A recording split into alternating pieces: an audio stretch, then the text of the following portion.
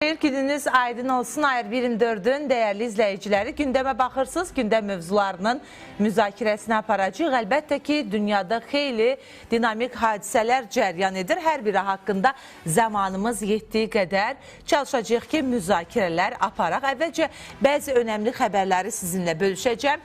Rusiya prezidenti Vladimir Putin Ermənistanın Avropa İttifaqına üzv olacağı təqdirdə kənd təsərrüfatı məhsullarını hansı bazarlara ixrac edəcək ilə bağlı sual qaldırıb. Putin Avrasiya İqtisadi İttifaqına üzv ölkələrdə tətbiq olunan fitosanitar normaların Avropa İttifaqındakı qaydalardan daha sərt olduğunu bildirib. Bu məhsullar hara gedəcək? Məsələn, həmin şərab İspaniyaya, Fransaya, İtaliyaya yoxsa Portuqaliyaya satılacaq. Bu barədə düşünmək lazımdır deyə Rusiya lideri qeyd edib. Putin həmçinin bəyan edib ki, Ermənistan Avrasiya İqtisadi İttifaqından çıxacağı halda Rusiya bu ölkəyə enerji daşıyıcılarının qiymətini də artıracaq. Onun sözlərinə görə belə bir qərar iki ölkə arasında iqtisadi münasibətlərə təsirsiz ötüşməyəcək. Ukraynadakı böhran hazırda Ermənistanda baş verənlərə bənzər bir vəziyyətlə başlayıb. Bunu Rusiya prezidenti Vladimir Putin Astanaya səfərinin yekunları ilə bağlı keçirdiyi mətbuat konferansında bildirib. Onun sözlərinə görə, əgər Ermənistan Avropa İttifaqı standartlarını qəbul etməyə başlasa, obyektiv olaraq onunla inteqrasiyanı dayandırmaq lazım gələcək. Qeyd edib ki, Rusiya Ermənistanda Avropa İttifaqına qoşulmaq və ya Avrasiya İqtisadi İttifaqında iştirakını davam etdirməklə bağlı referendumun mümkün qədər tez keçirilməsini istəyir. Ermənistanın Avropa standartlarına keçidi Avrasiya inteqrasiyasını obyektiv olaraq qeyri-mümkün edir. Ermənistan iqtisadiyyatı üçün bunun nəticələri son dərəcə ağrılı olacaq. Enerji qiymətlərinin artması ölkənin ÜDM-nin ən azı 14%-nin itirilməsinə səbəb ola və Rusiyadakı Ermənistan vətəndaşları Avrasiya İqtisadi İttifaqı daxilində mövcud güzəştlərini itirə bilər. Ermənistandan gələn miqrantlar da Rusiya ərazisində işləmək üçün xüsusi icazə almalı olacaqlar. Baş nazir Paşinyan özü Ermənistanın Avrasiya İqtisadi İttifaqına yoxsa Avropa İttifaqına qoşulması ilə bağlı referendum keçirmək istədiyini bildirib. Biz bu referendumun mümkün qədər tez baş tutmasını istəyirik. Ermənistanın baş nazirinin müavini Miguel Qırqaryan Ali Avrasiya İqtisadi Şurasının iclasında çıxış edərək İrəvanın Avrasiya İqtisadi İttifaqı çərçivəsində qarşılıqlı faydalı əməkdaşlığın inkişafına sadiqliyini təsdiqləyib. İclas Qazaxstanda Prezident Kasım-Jomart Tokayevin sədrliyi ilə keçirilib.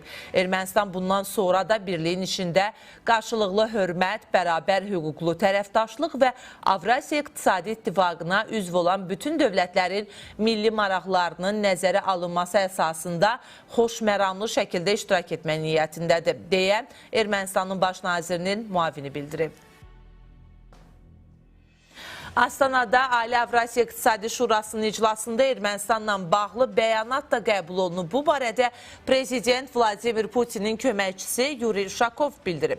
Onun sözlərinə görə Putin, Qazaxstan Prezidenti Kasım-Jomart Tokayev, Belarus lideri Aleksandr Lukashenko və Qırğızistan Prezidenti Sadır Japarov Ermənistanın Avropa İttifaqına üzv olmaq planları ətrafında vəziyyəti müzakirə ediblər. Avrasiya İqtisadi İttifaqının 4 ölkəsinin liderinin bəyanatı Ermənistanın baş nazirinin müavini Miguel Qırqaryana verilib. Və artıq verdiyimiz xəbərlərdən də aydın olur ki, Rusiya ilə Ermənistan arasında münasibətlər biraz da sərtləşir. Vladimir Putinin dilindən, yəni birbaşa ölkənin əsas şəxsindən biz bu çağırışları eşidirik. Kreml Rusiyada yaşayan 100 min ermənini baş nazir Nikol Paşinyanın əleyhinə səs verməyə göndərmək istəyir. Bu barədə isə Reutersin bir iddiası var. 4 mənbəyə istinad edərək bu xəbəri tirajladığını bildirir. Agentliyin mənbələrinə görə Rusiya hakimiyyəti 100 min seçicinin daşınmasının xərcini təxminən 50 milyon dollar qiymətləndirir. Mayın ortalarına qədər Kreml-Rusiya regionlar arasında kvotaları hər birindən göndəriləcək ermənilərin sayını bölüşdürüb və yerli hakimiyyət orqanlarından hazırlıqlar barədə hesabat vermələrini tələb edir. Reutersin jurnalistləri bu planın həyata keçirildiyini və ya bu sayda seçicinin seçkidə əsas namizədlər arasındakı fərqi aradan qaldırmaq üçün kifayət edib etməyəcəyini müəyyən eləyə bilməyiblər. Bəli, Rusiya prezidenti Vladimir Putin açıq-aşkar öz narazılığını ifadə edib. Avropa İttifaqı, Avrasiya İqtisadi İttifaqı arasında seçim etməlisiniz deyib və məhsullarınızı kimə satacaqsınız sualını da ünvanlayıb. Vladimir Putin də digər Rusiya rəsmiləri kimi artıq bütün bu narazılıqları yüksək səslə açıq şəkildə bəyan edir. Hətta Ukrayna senarisi ilə də hədələyir bugün Ermənistanı. Yəni, baxın, Ukraynada da bütün proseslər belə başlanmışdı söyləyirlər və o zaman da Avrointeqrasiya yolunda Ukrayna xətt tutmuşdu və daha sonra Rusiya bunu öz sərhədlərində təhlükə hesab etdiyini iddia edərək hücumlara başladı, müharibəyə başladı.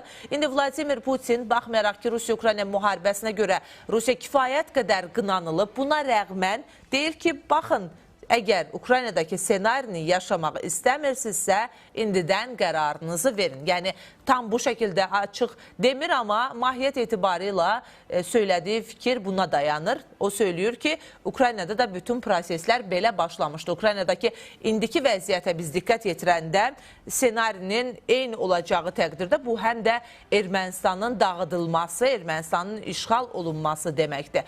Bu və digər istiqamətlər üzrə biz geniş şəkildə danışacağıq. Studiyamızın qonağı ilə birgə əlbəttə ki, Milli Məclisin üzvü Ceyhun Məmmədov qonağımızda. Ceyhun bəy, hər vaxtınız xeyir olsun, xoş gördük sizi. Xoş gördük sizi. Ceyhun bəy, əslində gözlənilən bir senariydi. Yəni, təqribən vəziyyətin bu nöqtəyə gəlib çıxacağı ehtimal olunurdu. Amma hər birimizi düşündürən sual oydu ki, nə zaman ölkənin birinci şəxsindən biz açıq-aşkar mesajlar eşidəcəyik? Peskov səviyyəsində ola bilər, Lavrov səviyyəsində ola bilər. Amma Vladimir Putin indi özü sual edir ki, siz bu məhsullarınızı ümumiyyətlə hara satacaqsınız? Bəli, əslində sizin də qeyd etdiyiniz kimi prosesin bu məcrada inkişafı gözlənilən idi. Mən düşünürəm ki, bütün bu məsələlərin əsas səbəblərindən biri Ermənistanda keçiriləcək seçkilərdir. Yəni, bugün artıq Ermənistanda ciddi proseslər gedir və Rusiya tərəfi maraqlıdır ki, növbəti seçkilərdə Paşinyan seçilməsin və Rusiyanın dəstəklədiyi digər qüvvələr hakimiyyətə gəlsin. Və bunun üçün də biz son günlər təzyiqlərin daha da artırıldığını görürük və təsadüfi deyil ki, bunu görən qərb dövlətləri, eyni zamanda Amerika Birləşmiş Ştatları Ermənistanla yeni bir sənədi imzaladı. Yəni, Rubionun Ermənistana gəlməsi və qısa bir səfər etməsi və geri qayıtmasının da əsas hədəfi bir mesaj vermək idi ki, biz Ermənistanın yanındayıq və Ermənistanı dəstəkləyirik. Yəni, ayın 7-sinə kimi, ümumiyyətlə bu son bir neçə gündə Rusiyanın təhdidlərinin daha da artacağını və təzyiqlərin daha da güclənəcəyini biz görəcəyik. Yəni, əsas hədəf və məqsəd bir daha onu xüsusi vurgulamaq lazımdır ki, seçki prosesinə təsir etməkdir. Artıq bu proses başlayıb. Yəni, Ermənistandan daxil olan kənd təsərrüfatı məhsulları ilə bağlı ayrı-ayrı istiqamətlərdə Rusiya tərəfi Ermənistana müəyyən məhdudiyyətləri tətbiq etməyə başlayıb. Və bunun da bir daha xüsusi qeyd edirik ki, əsas səbəb və məqsədi əhalini hazırki hakimiyyətə qarşı qaldırmaqdır. Və bunlar əslində ciddi suallardır. Yəni, bugün Ermənistanın Rusiya ilə çox ciddi iqtisadi əlaqələri var, əməkdaşlığı var. Rusiya ilə Ermənistan müxtəlif sahələrdə sıx əməkdaşlıq edirlər.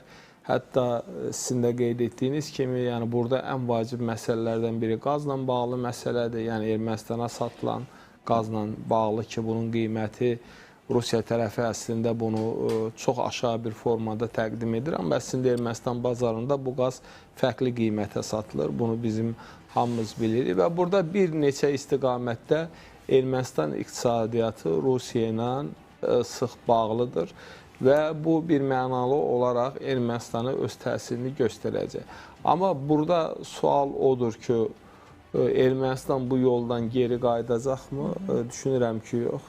Yəni Ermənistan çətin də olsa çalışacaq ki, Rusiyadan tamamilə uzaqlaşsın. Çünki Avropa Siyasi Şurasının iclasının Ermənistanda keçirilməsi, qərblə aparılan danışıqlar, bütün bunların əsas hədəf və məqsədi odur ki, Ermənistan Rusiya orbitindən tamamilə çıxsın. Və burada başqa bir məsələ odur ki, Ermənistan iqtisadiyyatı təsirlənəcəkmi? Bəli.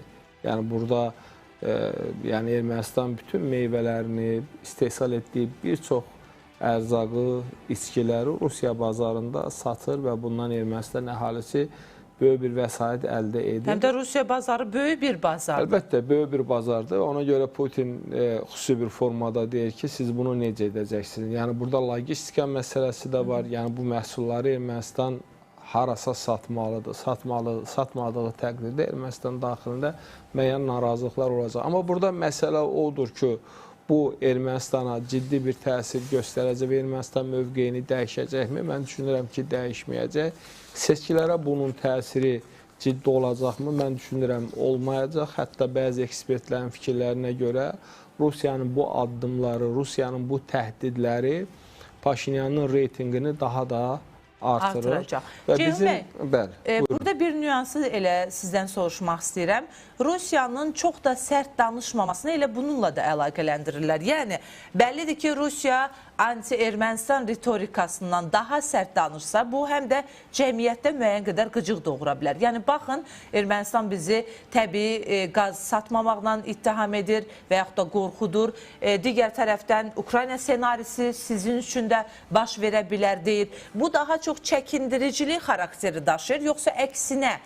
Bugün Ermənistan cəmiyyətində anti-Rusiya ritorikası daha da yüksəlir və yaxud da deyək ki, qismən avrointeqrasiyanın əsas yol olduğunu qəbul etməyə başlayırlar. Yəni, mən düşünürəm ki, bu təhdidlər əslində bir real mənzərəni ortaya qoyur. Yəni, və bu real mənzərə ondan ibarətdir ki, işte Ermənistan xalqının mütləq əksəriyyəti Rusiya meyilli deyil. Yəni, son vaxtlar Ermənistanın özündə də ciddi dəyişikliklər baş verməkdədir və Ermənistan cəmiyyətinin böyük bir hissəsi Avropaya inteqrasiyada meyillidirlər. Yəni, bugün Ermənistan əhalisi, mən düşünürəm ki, müəyyən çətinliklər yaransa da, müəyyən problemlər yaransa da, biz nəzərə almalıyıq ki, bugün Amerika Birləşmiş Ştatları, Avropa Ermənistana öz dəstəyini göstərir və lazım olsa da maliyyə vəsaiti ayrılacaq və seçkilərdən sonra Ermənistanın tamamilə qərbə inteqrasiya yolunu tutacağını biz görəcəyik. Amma burada məsələ nədir?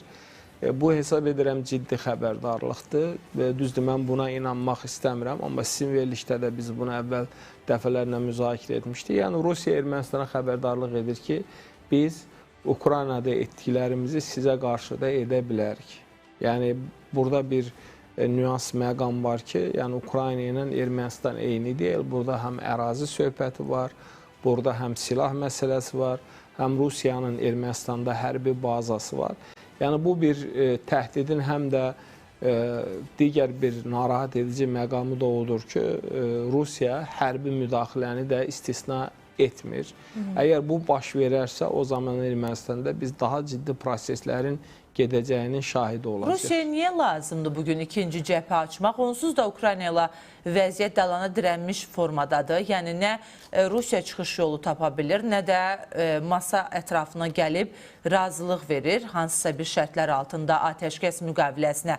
Əslində, dünya da başa düşür. Elə Ermənistan özü də anlayır ki, Rusiya bugün ikinci cəbhəni açmaq lazım deyil. Bu qədər təhdidlərin, bu qədər sanksiyaların tətbiq olunduğu bir zamanda. Yəni, Rusiyanın bu təhdidlərini bugün Ermənistanın baş naziri Nikol Paşinyan real qəbul edirmi? Elə bir xatırlatma da etsək, PAS nəşrinin məlumatına görə Rusiyanın bu ritorikasından sonra Ermənistanın baş naziri Nikol Paşinyanın da reytingi 40%-ə qədər artıb. Halbuki 30%-ə belə çatmırdı. O zaman, yəni bütün bu detallara diqqət etirsək, nə dərəcədə realdır bu?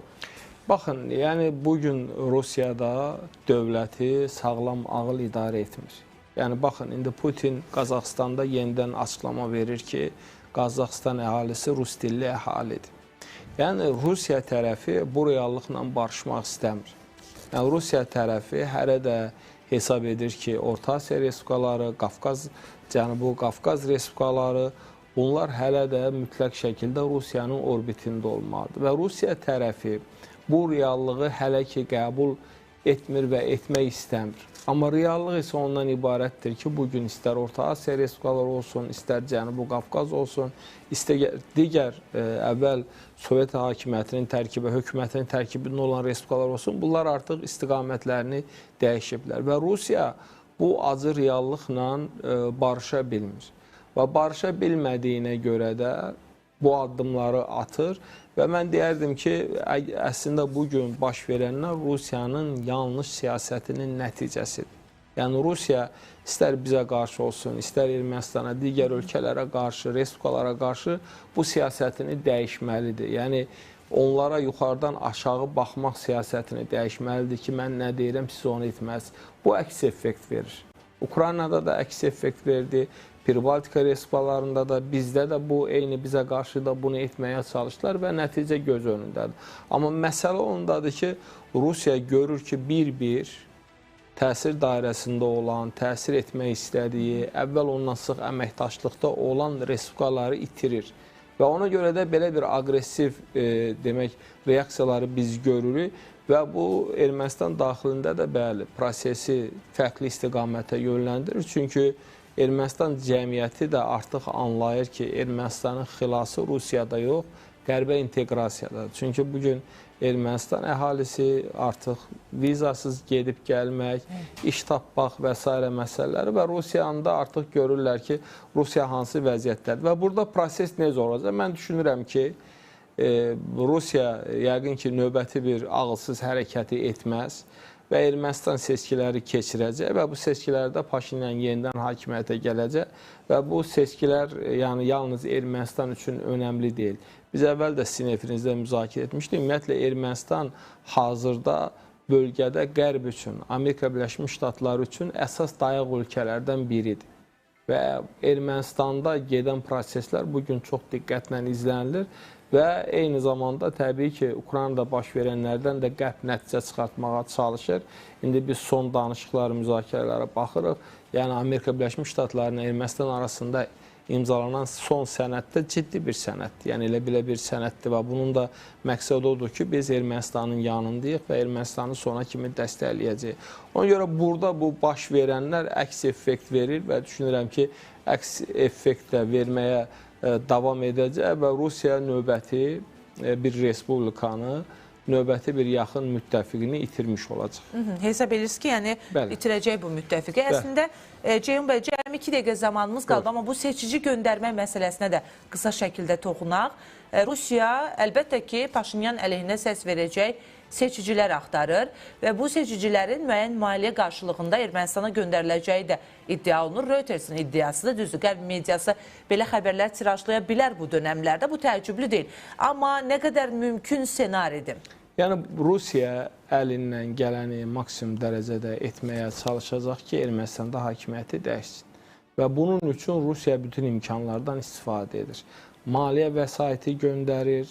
Oradakı o keçmiş rejimi, əvvəlki cinayətkar Ermənistan rəhbərlərini dəstəkləyir, Karapetyanı dəstəkləyir və eyni zamanda Ermənistana Rusiyadan seçicilərin göndərilməsi məsələsi də tamamilə doğrudur, aktualdır. Amma mən yenə də ona gəlirəm ki, bu Ermənistan daxilində proseslərə ciddi təsir göstərə bilməyəcək. Əslində bugün Paşinyan çox uğurlu bir seçki kampaniyası həyata keçirir və ona görə də deyək ki, bu ciddi təsir göstərəcək. Müəyyən rəqəmlərə təsir ola bilər, amma hansısa bir ciddi nəticədən söhbət gedə bilməz. Təşəkkürümüzü bildirik. Minnətdarıq sizə Ceyhun bəy, studiyamıza gəldiyiniz üçün. Dəyərli izləyicilərimiz, bəli biz elə Ermənistan-Rusiya münasibətlərindən danışarkən seçki ilə bağlı önəmli detallara da toxunduq. Dövlət Sərhəd Xidmətindən bir məlumat var. Onu çatdırım, efirimizi yekunlaşdıracağım.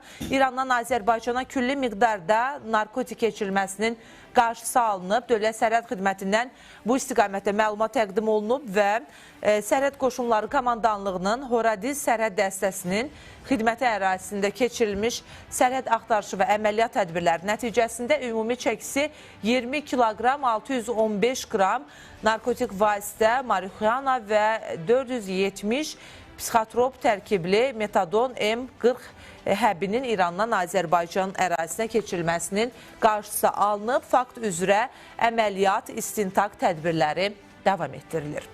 Bəli, biz elə bu xəbərlə də gündəmin bu hissəsini yekunlaşdırırıq. Bir neçə dəqiqə sonra yenidən qarşınızda olacaq.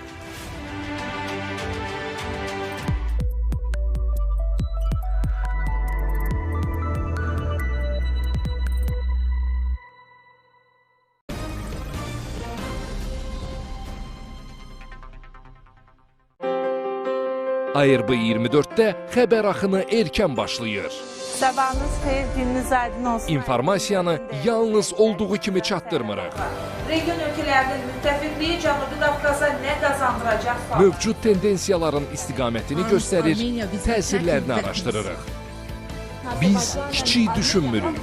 Milli və qlobal məsələlərə aydınlıq gətiririk. İran-İsrail qarşıdurmasının Dəyişən dünya düzənini dəyişməyən vaxtda və məkanda izləyin. İşgüzar səhər. Azərbaycan Xarici İşlər Nazirliyi Həftə içi hər gün saat 9-dan 13-ə dək Çinarə Nurməmmədovanın təqdimatında. Analitiklərlə şərh eləyəcək. Bura bir informasiya məkanıdır.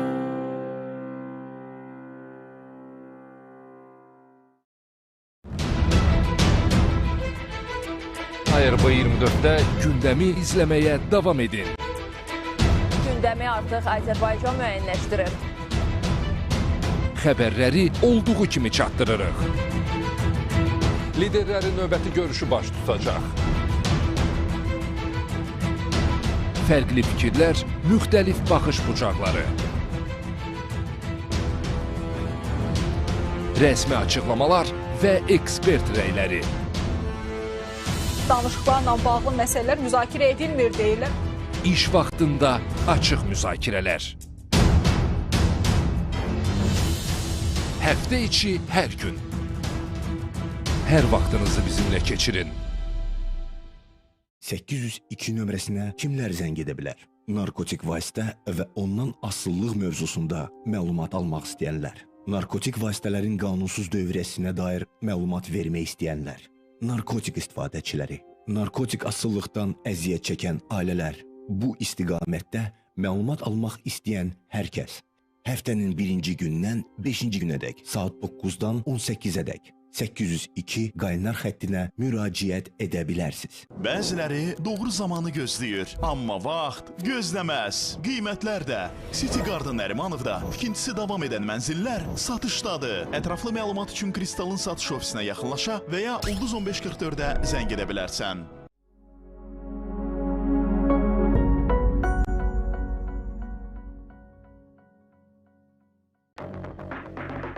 Tam fərqli bir dad, cəsarətli, ləzzətli, yeni. Fantanar, cəsarəti hiss et, dadı yaşa. Fantalıyaq. Evim Rezidence'də təmirsiz bütün evlər. İlkin ödəniş 50.000, 1 kvadrat metri 3600 manat. 4 il faizsiz kreditlə. İndi zəng edin. Maraqlı futbol yarışları bir ünvanda. Setanta Sports və Setanta Sports Plus telekanalları artıq ATV Plus kabel televiziyasında yayımlanmağa başladı. Siz futbol üzrə İngiltərə, Fransa, Almanya, İspaniya, İtaliya çempionatlarını ATV Plus kabel televiziyasına qoşulmaqla rahatlıqla izləyə biləcəksiniz. Qoşulmaq və əlavə məlumat almaq üçün 996 qısa nömrəsinə zəng edin. ATV Plus, zamanın nəbzi.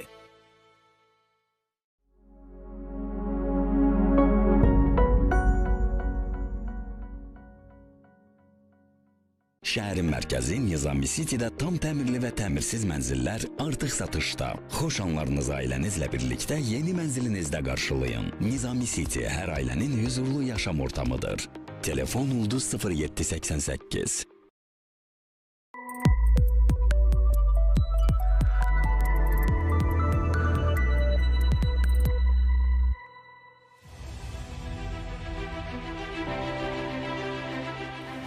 Bizə yeni qoşulan tamaşaçılarımızı salamlayırıq, gündəmə baxırsınız və gündəmdə olan hadisələrdən danışırıq. Rusiyanın Ermənistandakı səfiri məsləhətləşmələr üçün Moskvaya çağırılıb. Bu barədə Rusiya Xarici İşlər Nazirliyi məlumat verib. Bildirilib ki, səfir Ermənistanın Avropa İttifaqı ilə yaxınlaşma istiqamətində atdığı addımlarla əlaqədar olaraq məsləhətləşmələr aparmaq üçün Moskvaya dəvət olunub. Rusiya Xarici İşlər Nazirliyi qeyd edib ki, Ermənistanın Avropa İttifaqı ilə yaxınlaşması Avrasiya İqtisadi İttifaqı çərçivəsində əməkdaşlığa mənfi təsir göstərir. Nazirliyin qiymətləndirməsinə görə bu proses Avrasiya İqtisadi İttifaqı daxilində qarşılıqlı fəaliyyətə zərər vurur. Rusiya bugündən etibarən Ermənistandan bəzi gilə meyvə və təzə tərəvəz məhsullarının idxalına müvəqqəti məhdudiyyət tətbiq edib. Bu məhdudiyyətlər pomidor, xiyar, bibər, göyərti məhsulları və çiyələyi əhatə eləyir. Rusiyanın Baytarlıq və Fitosanitar Nəzarət Federal Xidməti qərarın Ermənistan mənşəli meyvə tərəvəz məhsullarının tədarükü zamanı son dövrlərdə artan pozuntular və fitosanitar təhlükəsizliyinin təmin edilməsi məqsədi ilə qəbul edildiyini deyib. Qurumun məlumatına görə mövcud vəziyyət Rusiyanın ərazisində fitosanitar təhlükəsizliyi üçün risk yaradır. Bununla yanaşı sektorda fəaliyyət göstərən nümayəndələr məhdudiyyətlərin Rusiya bazarında tərəvəz qıtlığına səbəb olmayacağını deyirlər. Əlbəttə ki, burada fitosanitar qaydalardan danışılır, amma məsələnin mahiyyətində, kökündə dayanan məqam nədir? Hər kəsə gün kimi aydındır. Bugün Rusiya ilə Ermənistan arasında gərginləşən münasibətlər və Rusiya hazırda Ermənistanı sıxışdırmağa çalışır. Əlbəttə ki, hər hansı bir kəndli məhsulunu sata bilmirsə, bu məhsullar əlində qalırsa, bu fermer üçün nə dərəcədə böyük bir zərərdir? Hər birimizə aydındır. Zaman-zaman Rusiya-Azərbaycan əlaqələri gərginləşəndə pomidorlarımızla bağlı eyni mövqeyi sərgiləyib Rusiya, güya hansısa qaydalara uyğun deyil söyləyib və bu meyvə tərəvəz elə bir məhsuldur ki, yəni qaldısa çürüyür. Bu deməkdir ki, hətta kiloqramlarla məhsul heç olur və fermerə ciddi ziyan dəyir. Bu kiçik bir məsələ deyil, yəni kiçik görünə bilər, əlbəttə ki, böyük iqtisadiyyatlar üçün, amma sıravi vətəndaşların, insanların cibinə birbaşa təsir göstərən ixal, ixrac əməliyyatlarında kritik bir məqam sayılır və Rusiya da bunu anlayır. İstəyir ki, artıq Ermənistan vətəndaşı başa düşsün ki, əgər Ermənistan Rusiyadan üz döndərsə, Avropa İttifaqına tərəf meylənsə, bunun üçün heç də yaxşı nəticələr doğurmayacaq. Həm iş yerləri baxımından, həm dediyimiz kimi məhsullar baxımından gümrünü xüsusilə də nəzərdə tuturam. Çünki gümrüdə də xeyli bilirsiniz ki, Rusiyanın hərbi bazası istiqamətində çalışan ermənilər var. Ukraynadakı böhran hazırda Ermənistanda baş verənlərə bənzər bir vəziyyətlə başlayıb. Rusiya prezidenti Vladimir Putin Astanaya səfərinin yekunları ilə bağlı keçirdiyi mətbuat konferansında bu məqamı vurğulayıb və xatırlatma edirik bununla bağlı. Onun sözlərinə görə, əgər Ermənistan Avropa İttifaqı standartlarını qəbul etməyə başlasa, obyektiv olaraq onunla inteqrasiyanı dayandırmaq lazım gələcək. O qeyd edib ki, Rusiya Ermənistanda Avropa İttifaqına qoşulmaq və ya Avrasiya İqtisadi İttifaqında iştirakını davam etdirməklə bağlı referendumun mümkün qədər tez keçirilməsini istəyir. Ermənistanın Avropa standartlarına keçidi Avrasiya inteqrasiyasını obyektiv olaraq qeyri-mümkün edir. Ermənistan iqtisadiyyatı üçün bunun nəticələri son dərəcə ağrılı olacaq. Enerji qiymətlərinin artması ölkənin ÜDM-nin ən azı 14%-nin itirilməsinə səbəb ola və Rusiyadakı Ermənistan vətəndaşları Avrasiya İqtisadi İttifaqı daxilində mövcud güzəştlərini itirə bilər. Ermənistandan gələn miqrantlar da Rusiya ərazisində işləmək üçün xüsusi icazə almalı olacaqlar. Baş nazir Paşinyan özü Ermənistanın Avrasiya İqtisadi İttifaqına yoxsa Avropa İttifaqına qoşulması ilə bağlı referendum keçirmək istədiyini bildirib. Biz bu referendumun mümkün qədər tez baş tutmasını istəyirik. Bəli, Rusiya tərəfi deyir ki, biz mümkün qədər tez belə bir referendumun keçirilməsini istəyirik. Yəni, belə çıxır ki, Vladimir Putin ümid eləyir ki, Ermənistan cəmiyyəti Avrasiya İqtisadi İttifaqında qalmağı seçəcək, nəinki Avropa İttifaqı. Doğrudan da belə bir referendumun keçirilməsi çox maraqlı olardı. Nəticələr baxımından, çünki belə bir rəy formalaşdırılıb ki, hazırda Ermənistanda avrointeqrasiyanı üstün tuturlar. Əgər doğrudan da avrointeqrasiyanı üstün tuturlarsa, Vladimir Putin niyə belə hesab edir ki, tez bir zamanda bu referendum keçirilməlidir? Xalq səsini verməlidir ki, onlar Avrasiya İqtisadi İttifaqında qalmaq istəyirlər, yəni Rusiyaya meyilli olmaq istəyirlər, yoxsa Avropa İttifaqında təmsil olunmaq istəyirlər və qərbə tərəf yol almaq istəyirlər. Biz bu məsələlər ətrafında danışacağıq. Bir xəbərdə qısa xatırladım. Ermənistanın ikinci prezidenti Robert Köçəryan 44 günlük müharibənin Ermənistanın siyasəti nəticəsində qaçılmaz hala gəldiyini vurğulayıb. Köçəryan müsahibəsində müharibənin Ermənistan tərəfindən təhrik olunduğunu bildirib. Onun sözlərinə görə, əgər özü hakimiyyətdə olsaydı, 44 günlük müharibə baş verməyəcəkdir. Bu müharibə Ermənistan tərəfindən təhrik edilib. Mənim buna heç bir şübhəm yoxdur, deyə Köçəryan bildirib. Aparıcının, yəni müharibəni məhz Ermənistan təhrik edib, sualına cavab verən Köçəryan bunu təsdiqləyib. Bəli, Ermənistan 44 günlük müharibəni təhrik etdi deyə Köçəryan deyib. Aparıcının deməli Azərbaycan hücum etməyə hazırlaşmırdı. Biz özümüz vəziyyəti buna gətirdik. Sualına isə Köçəryan belə cavab verib. Biz müharibənin qaçılmaz olması üçün hər şeyi etdik. Bəli, Köçəryan Paşinyanı tənqid eləmək üçün əslində həm də gerçəkləri ifadə edir. Bəli, məsələdir ki, o dönəmlərdə Ermənistanın təxribatları artıq Azərbaycanı da təhrik elədi ki, bu müharibə yekunlaşsın, baş versin. Azərbaycan öz ərazilərini də azad elədi bu minvalla da. Köçəryan özü necə bir fiqurdur, hər birinizə bəllidir. Yəni, işğal siyasətini daim dəstəkləyən, hətta bundan sonraki siyasi kursunda da bunu əsas götürəcək şəxsi. Yəni, onun da Paşinyanı tənqid eləmək haqqı yoxdur. Nə dərəcədə Paşinyan bu məsələdə də təmiz olmasa da, yəni onun da günahı və yaxud da siyasi səhvləri xeyli olsa da, Köçəryan onun haqqında danışacaq şəxs bu baxımdan deyil ki, onun da Ermənistan üçün gətirdiyi fəsadlar heç də az deyil. Azərbaycan-Ermənistan münasibətlərinə də hər zaman zərbə vuran şəxslərdən olub. Ermənistanda korrupsiya, rüşvət faktorunu körükləyən bir lider olub. Bu və digər istiqamət üzrə biz geniş şəkildə əlbəttə ki danışacağıq bağlantımız vasitəsilə və siyasi şərhçi Turab Rızayev hazırda bizimlə bağlantıdadır. Turab bəy, hər vaxtınız xeyir olsun. Hər vaxtınız xeyir, xoş gördüm. Turab bəy, birinci ondan başlayaq ki, Ukraynadakı vəziyyəti Ermənistanda da görə bilərik tərzində Putindən mesajlar gəlir. Ancaq mühüm olan nüanslardan biri də ondan ibarətdir ki, Rusiya prezidenti çağırış edir ki, tez bir zamanda referendum keçirin və görək Ermənistan xalqı Avrasiya İqtisadi İttifaqında qalmaq istəyir, yoxsa Avropa İttifaqına doğru yön almaq istəyir. Vladimir Putin bu referendumun tez keçirilməsini sizcə niyə istəyir? Axı, elə bir rəy var ki, hazırda doğrudan da cəmiyyət avrointeqrasiya yolunda irəliləmək niyyətindədir. Bilirsiniz, burada əsas məsələ ondan ibarətdir ki, bu cür cəmiyyətlərdə Ermənistan kimi və ya keçmiş Sovet İttifaqı kimi cəmiyyətlərində bir nostalji hissi var. İstərsiniz, deyək ki, əhalinin bəlli bir hissəsində Sovet İttifaqı və onunla bağlı, öz gənclikləri ilə bağlı bir darıxma hissi var. İkinci məsələ ondan ibarətdir ki, əhalinin bəlli bir hissəsi, deyək ki, Rusiya ilə və MDB məkanı ilə hansı şəkildə iqtisadi, ticari əlaqələrdədir. Deyək ki, orada qohumları yaşayır, özü gedib Rusiyada işləyir, ora məhsul satır və yaxud oradakı qohumları onlara pul göndərirlər, vəsait göndərirlər.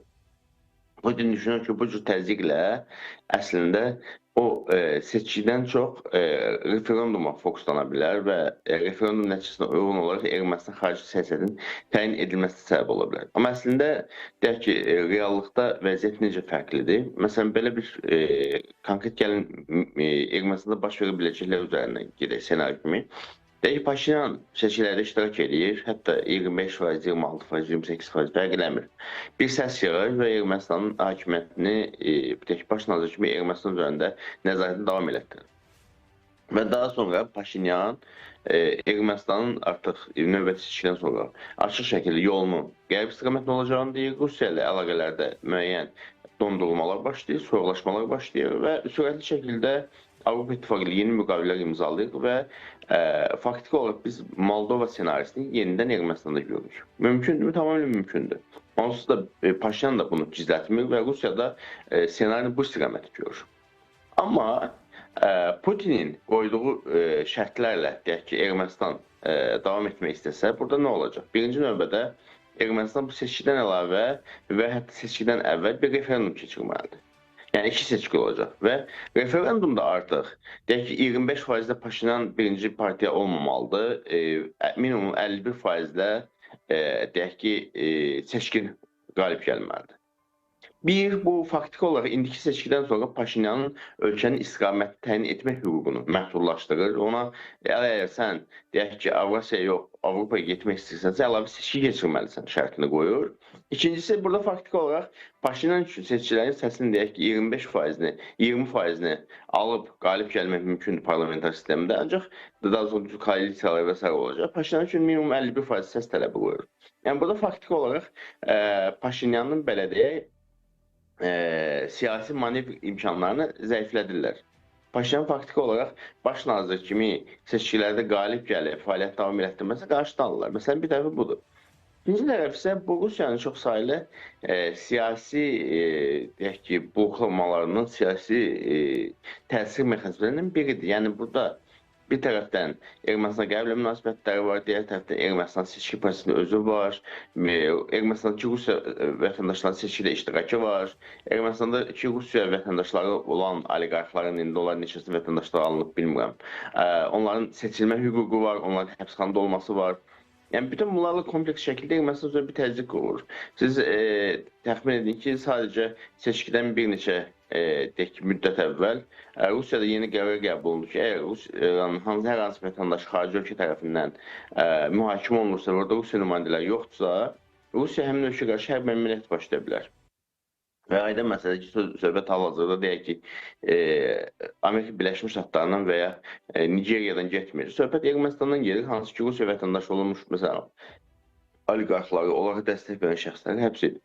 Və açıq şəkildə Rusiya konstitusiyasını dəyişiklik edir ki, qanunvericiliyini dəyişiklik edir ki, əgər Ermənistan seçkidə bizim vətəndaşlara şərait yaratmasa, onları həbs eləməyə davam eləsə və biz bununla razılaşmasa, biz Ermənistan müharibə elan edəcəyik. Bunu deyir. Arxasınca Paşinyanla Putin görüşdə açıq şəkildə bildirdi ki, seçkidə bizim vətəndaşlara şərait yaradın. Yəni, burada artıq ikili düşünməyə belə yer qoymur, konkret şəkildə hədəf kimi Ermənistan göstərir. Bundan sonra Medvedev açıq şəkildə Ermənistana hədəf göstərir və Putin yenə də Ermənistan artıq iki masada otura bilməyəcəyini eyni vaxtda, Ermənistan bu şüpaqat vəziyyəti çox qala bilməyəcəyini, tərəf seçməli olduğunu bildirir və yenə də Rusiyadan fərqli şəkildə Ermənistanla bağlı deyək ki, bu təhdidlər davam edir. Və paralel olaraq artıq Ermənistana qarşı iqtisadi, bayaq siz sadaladınız olunan bəzilərini, iqtisadi təzyiqlər start götürür, Ermənistanı iqtisadi olaraq sıxmağa başlayırlar. Yəni, faktiki olaraq Paşinyan qarşısında çox ağır şərtlər qoyulur. Yəni, Paşinyan hakimiyyətinə növbəti seçkilərə təzyiq göstərmə ehtimalı bir. İkincisi, hətta Rusiya bu referendum məsələsi ilə artıq ortaya qoyur ki, hətta Paşinyan qalib gəlsə, məsələn, deyək ki, birinci parti oldu 28%-lə, hakimiyyət idarə elədi. Rusiya onun Avropa inteqrasiya planlarını və MDB-dən deyək çıxmaq və ya hakimiyyətdən çıxmaq planını qəbul eləməyəcək. Yəni, artıq bunu da əsasını qoydular ki, Rusiya deyəcək ki, yox, əhalinin 51% bizi istəyirsən, deyək ki, 25%-ni seçilmişsən, ona görə də sən Ermənistanı taleyini həll edə bilməzsən, Ermənistanı sən, deyək ki, MDB məkanından ayırıb qərbə apara bilməzsən. Yəni, artıq bunun da əsasını qoydular gördüyüm qədər və digər tərəfdən artıq açıq şəkildə təhlükə dilləndirməyə çalışırlar. Biz axırıncı dəfə bir neçə il əvvəl Ukrayna ssenarisində ola biləcəyini Ermənistanla bağlı eşitirdik. Amma artıq görürük ki, bu açıq şəkildə dillendirilir. Yəni artıq açıq şəkildə Rusiya rəsmiləri birinci ağızdan bildirirlər ki, Ermənistan bu məsələdə Rusiya loyal münasibət tutmasa, yəni Ermənistan da müharibəyə başlayacaq. Yəni artıq bu qanunverici bazası hazırdır. Bunu deyək ki, alt infrastruktur hazırdır. Yerdə qalıb sadəcə bu münaqişəni başlamaq. İndi Rusiyanın bu münaqişəni başlamaq istəklərinə baxaraq Paşinyan yenə geri çəkiləcəkmi? Yəni gizli qapılar arxasında danışıqlarda necəsə Rusiyanı razı salıb ikili oynamağa davam edəcəkmi? Yəni bir tərəfdə Qərbə inteqrasiya yolu seçib, Rusiyadan, MDB-dən, KTMT-dən, Avrasiya İttifaqından uzaqlaşıb, digər tərəfdən gizli qapılar arxasında Rusiya ilə hələ də deyək ki, bəzi məsələlərdə Rusiyanın mövqeyini nəzərə aldığını bildirib, yenə də bir müddət paralel şəkildə bu hadisəni götürməyə mi çalışacaq ki, buna artıq Rusiya da etiraz edir, həm Qərb etiraz edir. Biz görürük ki, Qərbdən deyək ki, həm birbaşa Rubionun gəlməyi, digər ABC rəsmindən gəlməyi, onu demək əsas verir ki, artıq Qərb də Ermənistana konkret seçim istəyə bilər. Bir də elə bu məsələlər barədə danışmaq üçün artıq dedi ki, Rusiyanın Ermənistandakı səfiri də Xarici İşlər Nazirliyinə çağırılıb. Mahiyyət etibarıyla məsələni belə şərh eləyirlər ki, məsləhətləşmələr aparmaq üçün səfir çağırılıb Xarici İşlər Nazirliyinə, Moskvaya çağırılıb və elə bu yöndə danışsaq, yəni sizin dediyiniz o pərdə arxasında gizli razılaşmalar, danışıqlar üçün həm də bir ipucu kimi qəbul oluna bilərmi? Yəni səfirlə bu yöndə müzakirələr aparılacaq, elə səfir də bu qismdə yəqin ki, Moskvanın fikirlərini, Moskvanın narahatlıqlarını birbaşa Ermənistan hakimiyyətinə ötürəcək. Bu çağırılmanın yəni arxasında nə dayanır? Çünki dəfələrlə vurğulanır ki, məsləhətləşmələr aparmaq üçün bu addım atılıb.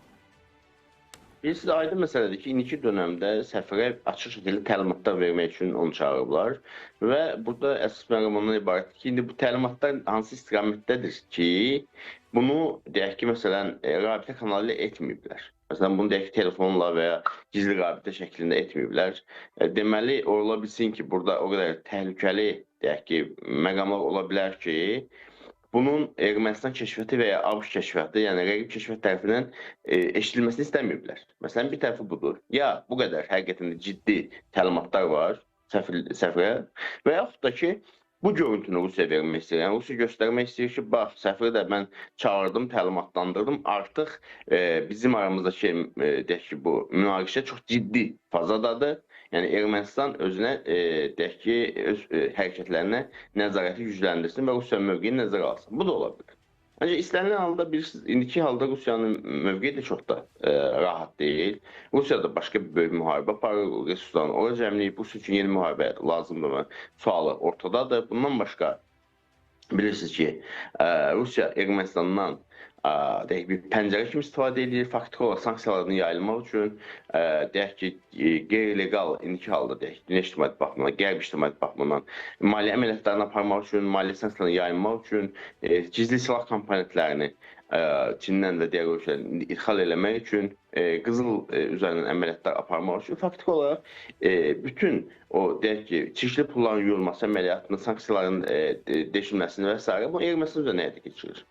Rusiyanın özü üçün də rahatdır ki, bu şəkildə davam eləsin və Ermənistanla bu əlaqələr pozulmasın. Çünki faktiki olaraq Ermənistan hakimiyyətinin üzərində çox gedilərsə, Ermənistan məhsullarına sanksiyalar qoyularsa, Ermənistanla deyək ki, maliyyə əməliyyatlarına, ticarət əməliyyatlarına sanksiya qoyularsa, sonunda bu Rusiyanın özünün Ermənistan üzərində inşa elədiyi 20 milyardlıq ticarət əməliyyatlarına zərbə vura bilər və Rusiyanın özünün sanksiyalar dəlmək üçün hazırladığı bir forpos kimi istifadə elədiyi Ermənistanla bu əlaqələrinə zərər vurur. Rusiya öz pəncərəsini bağlaya bilər, belə deyə bilər. Ona görə də Rusiya da məcbur qalmadıqca yəqin ki, açıq hərbi müdaxilə istəmir, bu pəncərəsini itirmək istəmir. Digər tərəfdən Paşinyan da açıq şəkildə Rusiya aqressiyasının olmasını istəmir. İndi ona görə də Paşinyanla yenə də gizli qapılar ardında bayaq dediyim kimi ortaq bir məqam tapıla biləcək. Məsələn, Paşinyan deyə biləcəkmi ki, mən Qərbə inteqrasiya planından əl çəkmirəm, amma kritik məqamlarda hələ ki, müəyyən müddət Rusiyanın müəyyən maraqlarını nəzərə alacağım və Moskvada razılaşa bilərmi ki, biz Paşinyanı qeyd-şərtsiz şəkildə Rusiyanın maraqlarına, Avrasiya İttifaqına qoşulmaq çağırışlarına, artıq iki stolda əyləşmə, balans siyasəti imtina elə və birbaşa seçim elə. Seçim elə dedikdə aydın məsələdə onun Qərb lehinə deyil, Avropa İttifaqı lehinə deyil, Rusiya lehinə seçim eləməsini gözləyirlər. Rusiya da artıq bunu bu şəkildə sərt şəkildə deyil, üzdə yenə Paşinyanın qərbpərəst imicini qorumaqla, amma səhnə arxasında kritik məqamlarda Rusiya lazım olan fəaliyyətini təmin edərək, yəni bir ortaq dil tapa biləcəklərin bu neçə ildə olduğu kimi, yoxsa Artıq bu dəfə Paşinyan Moldovada indi artıq bunun bir misalı var. Maya Sandu hökuməti kimi açıq şəkildə belli eləyəcək ki, artıq bizim Rusiyada işimiz bitdi. Biz Rusiyadan ayrılırıq və birbaşa qərbə gedirik və Rusiyada bütün bunları nəzərə alaraq ya Moldovada olduğu kimi məcbur şəkildə sakitliyini qoruyacaq, ya da ki, indiyənə kimi iddia elədiyi kimi açıq şəkildə Ermənistana hərbi siyasi müdaxilə edəcəkmi, ya ki, erməni miqrantları geri göndərəcəkmi, Ermənistan maliyyə köçürmələrini, ermənilərin öz ailəyə köçürmələrini dayandıracaqmı, Ermənistanın bütün mal və xidmətləri dayandıracaqmı? Yəni, Rusiyanın iqtisadi təzyiq elementləri də var. Məsələn, qaz təchizatı kəsəcəkmi, elektrik təchizatı ilə bağlı problem yaradacaqmı? Və yaxud da ki, birbaşa hərbi müdaxilə edə biləcəkmi? Yəni, açıq hərbi müdaxilə düşünürəm ki, sonuncu addım olardı. İkinci Ukrayna cəbhəsi kimi. Çünki Rusiyanın özü üçün də çox çətin bir cəbhə olardı. Amma digər iqtisadi addımları, Ermənistana çərçivə salacaq addımları Rusiya ata bilər. Buna görə də hansısa bir, yenə də mən son məqamda tərəflərdən birinin digərini necəsə razı salacağını, hətta müəyyən vədlər verib, daha sonra əməl etməsə belə o vədlərlə yenə də bağlı qapılar arxasında bir, deyək ki, ümumi razılığa bənzər bir fəaliyyətin ola biləcəyini düşünürəm. Təşəkkürümüzü bildiririk. Turab bəy, minnətdarıq sizə fikirlərinizi bildirdiyiniz üçün. Bəli, əlbəttə ki, biz Rusiya-Ermənistan münasibətləri ilə bağlı önəmli detallardan danışdıq. İndi bəzi xəbərlərimiz olacaq fərqli yöndə. Amerika Birləşmiş Ştatları Prezidenti Donald Trump İran sazişi ilə bağlı keçirilən iclası hər hansı qərar qəbul etmədən başa vurub. Bu barədə New York Times-da qəzeti yazıb. Adının açıqlanmasını istəməyən administrasiyanın yüksək rütbəli rəsmisinin sözlərinə görə Trump'ın iclası təxminən 2 saat davam edib. Lakin o, İranla hər hansı yeni saziş barədə qərar qəbul etməyib deyə həmin o yazıda vurğulanır və mənbə onu da qeyd edir ki, administrasiya razılaşmaya yaxın olduğunu hesab edir, lakin İran üçün vəsaitlərin dondurulmasının ləğv edilməsi də daxil olmaqla müəyyən məsələlər hələ də müzakirə olunmaqdadır. Artıq biz uzun zamanda eşidirik ki, danışıqların hər hansı bir nəticə verməsinə az qalıb, amma bu zaman hələ ki gəlib çıxmır. Bu dəfə də deyirlər ki, yəni müəyyən irəliləyiş var, amma nəticə etibarı ilə hər hansı bir qərar verilmədən bu dəfə də masadan qalxılıb. İranla Amerika Birləşmiş Ştatları arasında yekun razılaşmanın əldə olunması Vaşinqtonun mövqeyindən asılıdır. Bunu İranın Xarici İşlər Naziri Abbas Arakçi, Oman Xarici İşlər Naziri Bədir Əl-Büsaidi ilə telefon danışığı zamanı bildirib.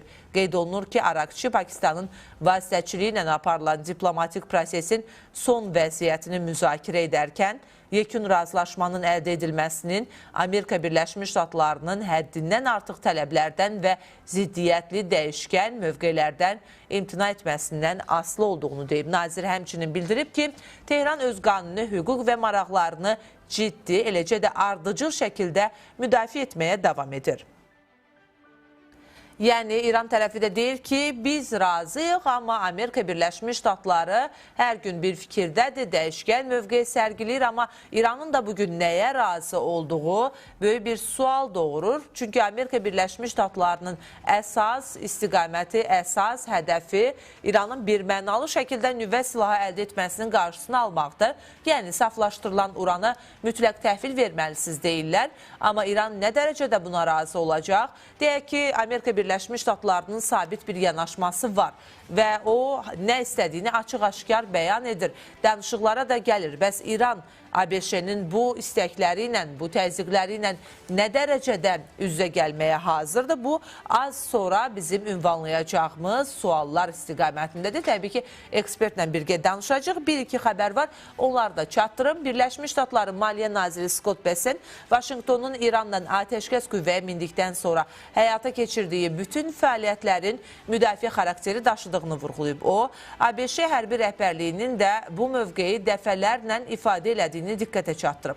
Atəşkəs əldə olunandan bəri gördüyümüz bütün tədbirlər müdafiə xarakteri daşıyır deyə Scott Bessent bildirib. O əlavə edib ki, Amerika Birləşmiş Ştatları hərbçiləri İranla əldə olunmuş atəşkəs rejimini pozmur və fəaliyyətlərini təhlükəsizlik maraqları çərçivəsində həyata keçirirlər. Bu mərhələdə diqqətimiz müharibənin başa çatmasına yönəlib. Saflaşdırılmış uranla bağlı detalları müzakirə etmirik. İranın Xarici İşlər Nazirliyinin sözçüsü İsmail Bəqai deyib. Biz 47 il əvvəl göstəriş tərzi ilə vidalaşmışıq. İran barədə danışan heç bir qərb tərəfi bu ifadədən istifadə etməməlidir. Biz qərarlarımızı İran xalqının maraqları arasında veririk. Xarici İşlər Nazirliyinin sözçüsü deyib. O vurğulayıb ki, Amerika Birləşmiş Ştatları rəsmilərinin İranla bağlı istifadə etdikləri olmalıdır və olmamalıdır ifadələri əslində xahiş edirik kimi başa düşülməlidir. İran Xarici İşlər Nazirliyinin sözçüsü onu da əlavə edib ki, tərəflər arasında mesaj mübadiləsi davam edir, lakin hələlik yekun razılaşma əldə olunmuyub. Bəqainin sözlərinə görə hazırki mərhələdə əsas diqqət müharibənin başa çatmasına yönəlib və nüvə məsələsi prioritet deyil. O bir daha vurğulayıb ki, bu mərhələdə İran uranla bağlı məsələlərin detalları üzrə danışıqlar aparmır.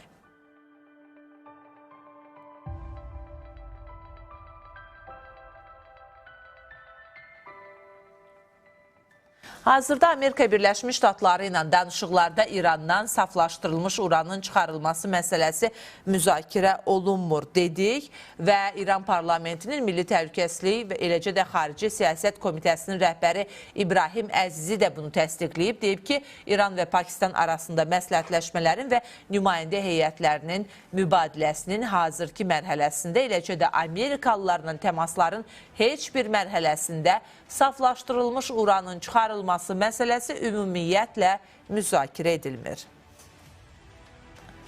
Amerika Birləşmiş Ştatları və İran arasında razılaşma əldə olunacağı təqdirdə İranın saflaşdırılmış uran ehtiyatı Qazaxstanda saxlanıla bilər.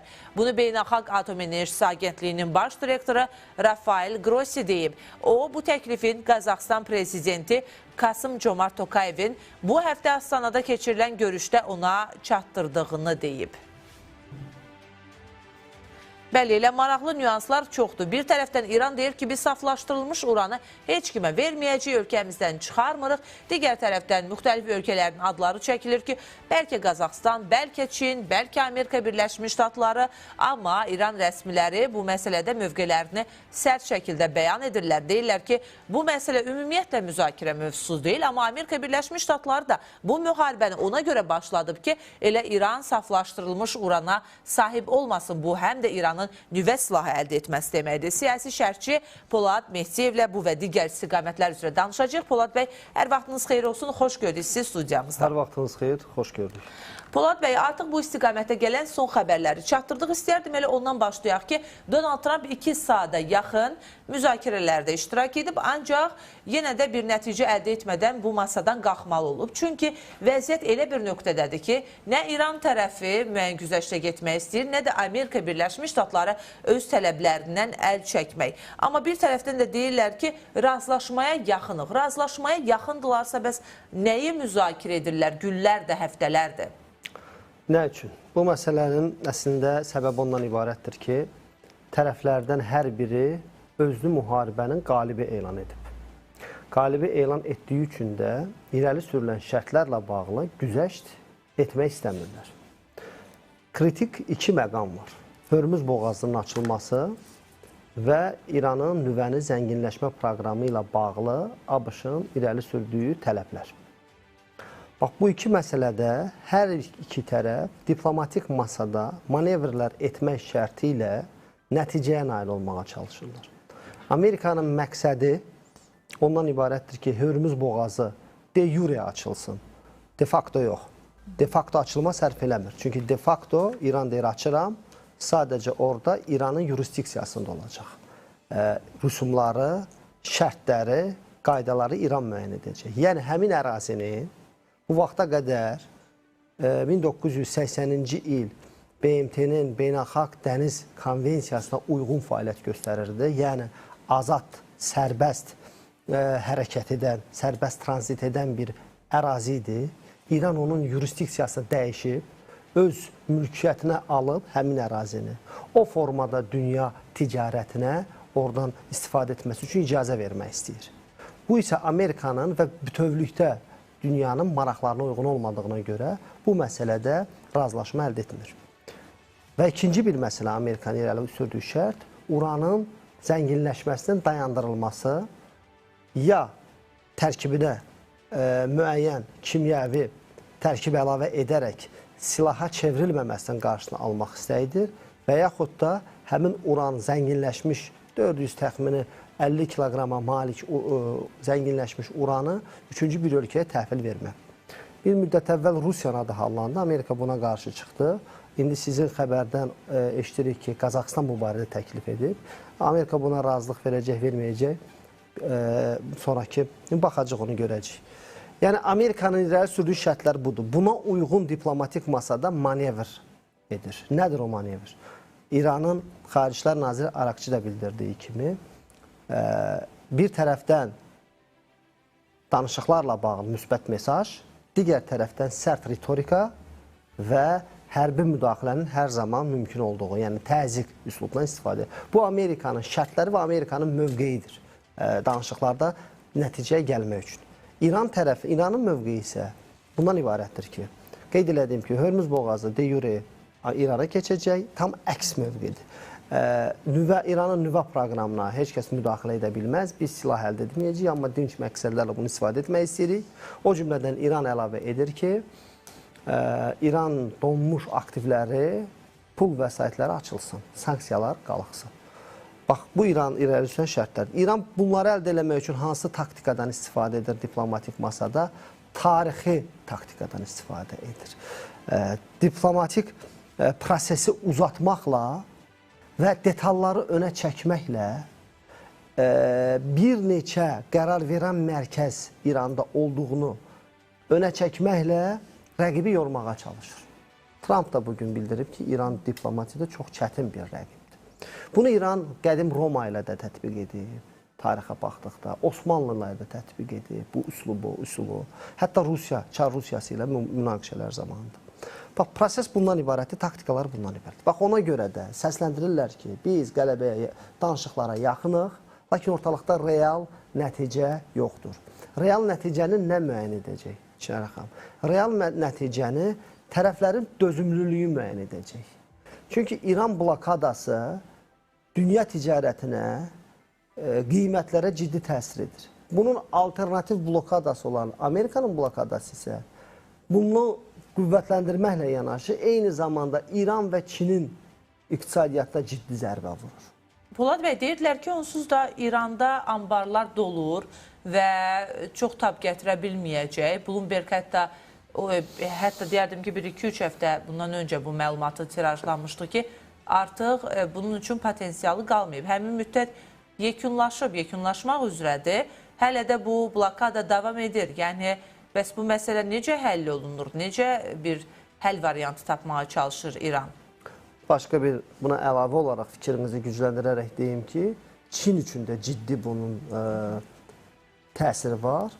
Çinin idxal elədiyi 45% enerji həmin Hörmüz boğazından keçir. Və Amerika blokadası nəticəsində o əldə eləmir. Və yaxud da qiymətlər çox qalır. 5,4 milyon barel gündəlik neft alır Çin. Bu, Rusiyadan aldığının 2 qatıdır. Bu, o deməkdir ki, Çinin idxal malları blokadadadır. Yəni, əsasən körfəz ölkələrine idxal olunur onun malları. O idxal edə bilmir. Bax, bütün bunlar həm də İrana olan blokada həm Çin, həm İran bunları ikisini müttəfiq şəkildə mən təqdim eləmək istəyirəm. Hər ikisinə bu münaqişə, bu prosesin uzanması ciddi təsiridir. Bəs qarşı tərəf Amerikaya təsir edir, əlbəttə edir. Avropaya təsir edir, edir, əlbəttə. Bu baxımdan danışıqlar masasını hər zaman saxlayırlar. Məsəl üçün, Pakistanın Xaricilər Naziri İran məsələsini Amerikaya səfər edib müzakirə edir. Bu, o deməkdir ki, hələ də diplomatik kanallar işləyir. Lakin tərəflərin dözümlülük, kim daha tez yorulacaq, bundan asılıdır. Və hər zamanda müharibə variantı istisna deyil. Bunun açılması ilə bağlı. Çünki tərəflər özünü qalib sayıb, heç kəsə güzəşt etmək, geri addım atmaq düşünmür. Amma müharibə də olsa bir həll yolu tapmaq çətin görünür axı. Polad bəy, deyək ki, bugün yenidən Amerika Birləşmiş Ştatları qərar verdi ki, atəşkəs lazım deyil, biz bu müharibəni davam etdirib məqsədlərimizə çatmalıyıq. İran diplomatiyasında da yorma taktikasını siz xüsusilə vurğuladınız. Və İran sizin fikrinizcə Amerika Birləşmiş Ştatları bu dəfə müharibəyə başlayacağı halda yenidən danışıqlar masasında Birləşmiş Ştatların diktəsi ilə hərəkət eləyəcəkmi? Əgər etməyəcəksə o zaman bu müharibə nəyi dəyişəcək?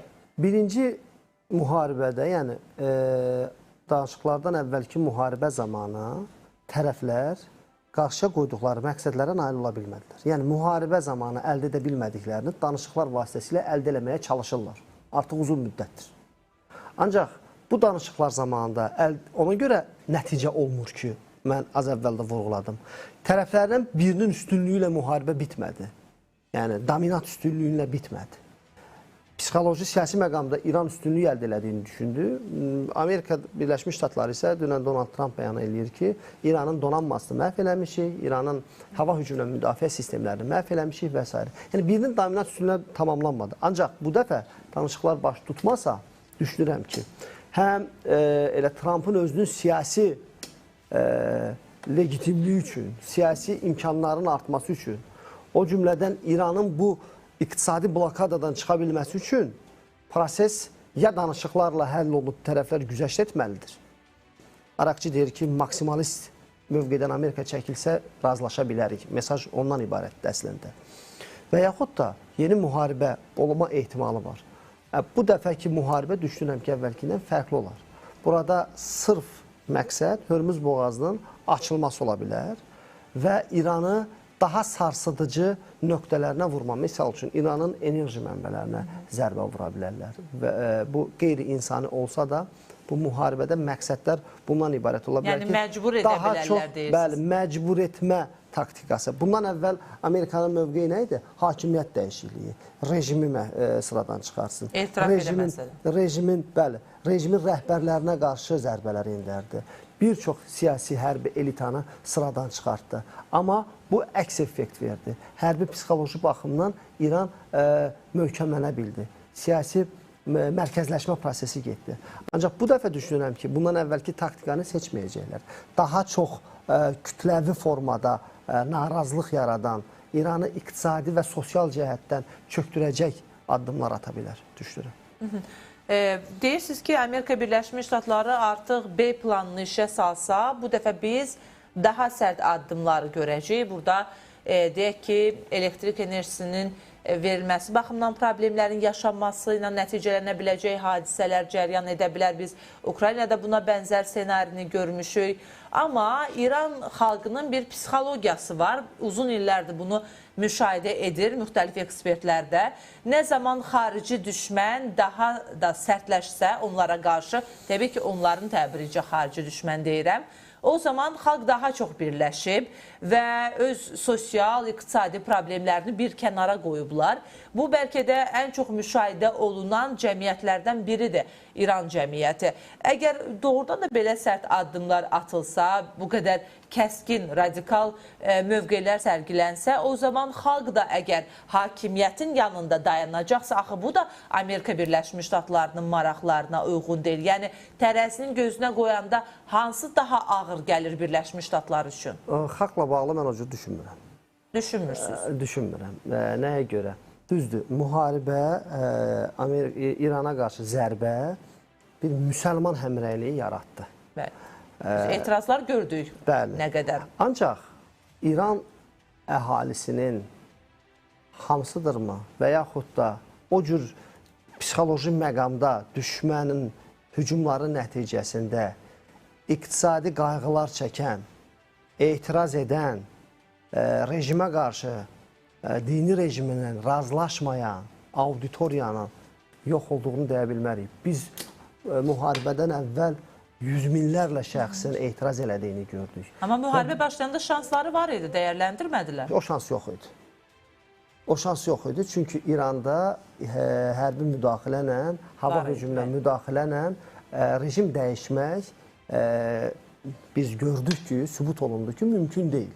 Çünki böyük ölkədir, güclü hərbi qanadı var, Sepah ölkədə kifayət qədər nəzarət edir. Bu baxımdan bu cür yəni biz belə qiymətləndirməməliyik ki, müharibə nəticəsində İranda tam milli barış yarandı və hakimiyyətə tam dəstək əldə edildi və bundan sonra İranda cəmiyyət heç vaxt rejimə qarşı çıxmayacaq. İqtisadi böhran olarsa, sosial böhran gətirir özündən. Bu sosial böhran isə siyasi böhrana gətirib çıxarır. Hər zaman belə olur. Bu baxımdan İranda, İran hakimiyyəti də bunu bilir, analiz edir. Amerikanın mümkün zərbələrini İran da istəmir təbii ki. Çünki bir dövlətə kifayət qədər ciddi zərbələr deməkdir. Təşəkkürümüzü bildiririk Mən sizə. təşəkkür Minnətdarıq studiyamıza Polad bəy gəldiyiniz üçün, dəyərli fikirlərinizi səsləndirdiyinizə görə. Bəli, biz elə bu istiqamətdə danışdıq. İndi isə elə Hörmüz boğazı məsələsindən ayrılıqda danışacağıq, söz açacağıq. Amerika Birləşmiş Ştatları Prezidenti Donald Trump İranla əldə oluna biləcəyi razılaşmanın Hörmüz boğazının dərhal açılmasını və gəmilərin hər iki istiqamətdə maneəsiz hərəkətini nəzərdə tutduğunu açıqlayıb. O, bu barədə True Social şəbəkə hesabında paylaşım edib. Hörmüz boğazı dərhal açılmalıdır. Hər iki istiqamətdə gəmilərin məhdudiyyətsiz keçidi üçün heç bir ödəniş tələb olunmamalıdır. Amerika Birləşmiş Ştatları lideri yazıb, Donald Trump bildirib ki, mümkün razılaşma dəniz blokadasının ləğvini və Hörmüz boğazının minalardan təmizlənməsini də əhatə edir. Onun sözlərinə görə, Amerika Birləşmiş Ştatlarının tətbiq elədiyi misilsiz və möhtəşəm blokada səbəbindən hazırda boğazda qalan bütün gəmilər geri qayıtmaq prosesinə başlaya bilər.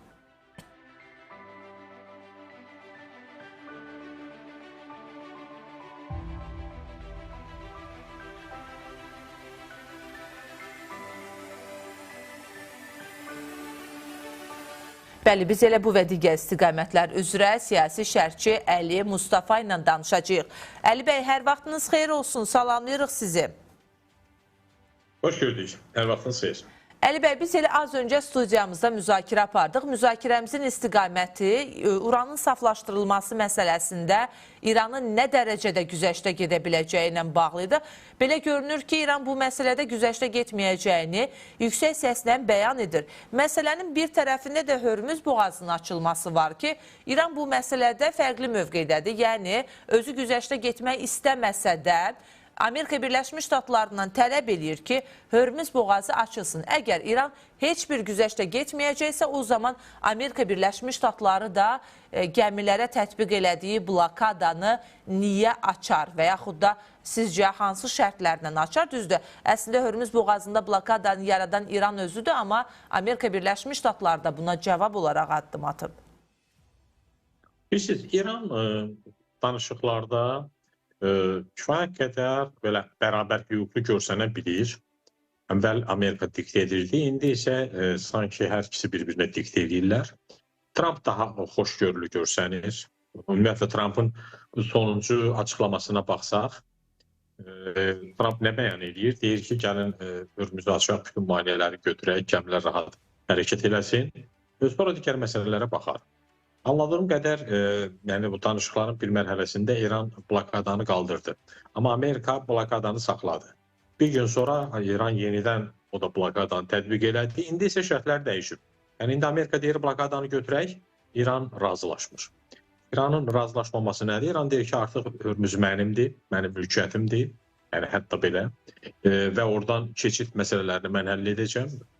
Omanla da danışıqlar aparırlar və çox güman ki, Omanı da buna razı salıblar. İndi elə Ərakçı ilə Omanın Xarici İşlər Nazirinin arasında telefon danışığı barədə mətbuatda yəni məlumatlar var. Belə başa düşmək olar ki, İran Hörmüzün açılmasına razıdır, amma haqq almaq müqabilində. Trump isə buna qarşıdır, bunun əleyhinədir. Yəni bu məsələdə anladığım qədər hələlik uzlaşma yoxdur. Nüvə proqramı ilə də bağlı, konkret zənginləşmiş uranla da bağlı Trump bir mənalı o zənginləşmiş uranın ləğv edilməsini tələb edir. Hətta sonucu açıqlaması belə idi ki, onu aparıb ki, Amerikada ləğv edək ya yerində məhv edək.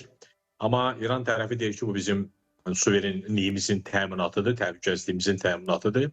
Anladığım qədər İran artıq bu nüvə məsələsini ümumiyyətlə burada da güzəşti nəzərdə tutmur. Amma sadəcə olaraq ertəliyir. Bunun 3-cü mərhələyə və 60 gün ateşkəs olacaqdır. Öncə Hörmüzlə bağlansa razılaşmalar olmalıdır və ondan sonra nüvə proqramına gəlinməlidir. Yəni bu sonuncu mərhələdə bu məsələlərə baxacaqlar. Bəli, indi İran konkret olaraq dondurulmuş pulların açılmasını istəyir. Orada hardasa 24 milyard dollardan söhbət gedir. Sanksiyaların yumuşaldılmasını istəyir. Ümumiyyətlə, İran öz neftini sərbəst, rahat satmaq istəyir. Amerikada bildiyim qədər bəzi məsələlərdə güzəşt etməyə hazırdır, amma dondurulmuş bu pulların məbləğində də yenə orada da fikir ayrılıqları var. Amerikanın Maliyyə Naziri 5 sentində məsələlərə onda bəzən müdaxilələri olur, açıqlamalar verir. Yəni, anladığım qədər hələlik nə Hörmüz məsələsində, nə də nüvə proqramında ümumi razılaşma yoxdur. Sadəcə olaraq prosesi zamana yaymaq ideyası var. Buradan nə ola bilir? Hələlik görünür İran hansısa güzəştlər əldə eləmək. Sanksiyaların qaldırılması və yaxud dondurulmuş pulların götürülməsi, daha doğrusu ona belə deyək, icazə verilməsi ki, İran onu istifadə eləsin. Bax, bu məsələlərdə güzəşt əldə edib, irəliləmək və gələcəkdə o nüvə proqramı ilə bağlı məsələdə müəyyən bir razılaşmanın olması. Amma Hörmüz boğazı məsələsində bildiyim qədər artıq yenə bir prinsipal fikir ayrılığı var. Ona görə də bu böyük ehtimalla razılaşma hələ yaxın vaxtlarda gerçəkləşməyəcək. Əli bəy, siz az öncə vurğuladınız ki, saflaşdırılan uranın hara aparılması məsələsi də müzakirə olunur. Bir də Beynəlxalq Atom Enerjisi Agentliyinin sədri Rafael Grossi də bir məsələni açıqlayıb, Qazaxıstan variantını gündəmə gətirib və Kasım Jomart Tokayevin belə bir müraciət etdiyini deyib. Yəni, deyək ki, həqiqətən də saflaşdırılan uran məsələsi gündəmə gəldi. Düzdür, İran deyir ki, biz verməyəcəyik, təhvil vermək barədə ümumiyyətlə danışıqlarda da iştirak etmirik. Amma Qazaxıstan variantı nə dərəcədə mümkündür? Rusiya variantı, Çin variantı, hətta Birləşmiş Ştatlar variantı üzərindən müzakirələr gedirdi. İndi bir də Qazaxıstan məsələsi var. Uyğundurmu İranın maraqlarına? Məncə yox. Məncə İranın maraqları o zənginləşmiş uranın harasa aparılması ilə bağlı deyil. İranın maraqlarında odur ki, bu uran qalsın. O urana özünü təhlükəsizlik təminatı kimi baxır.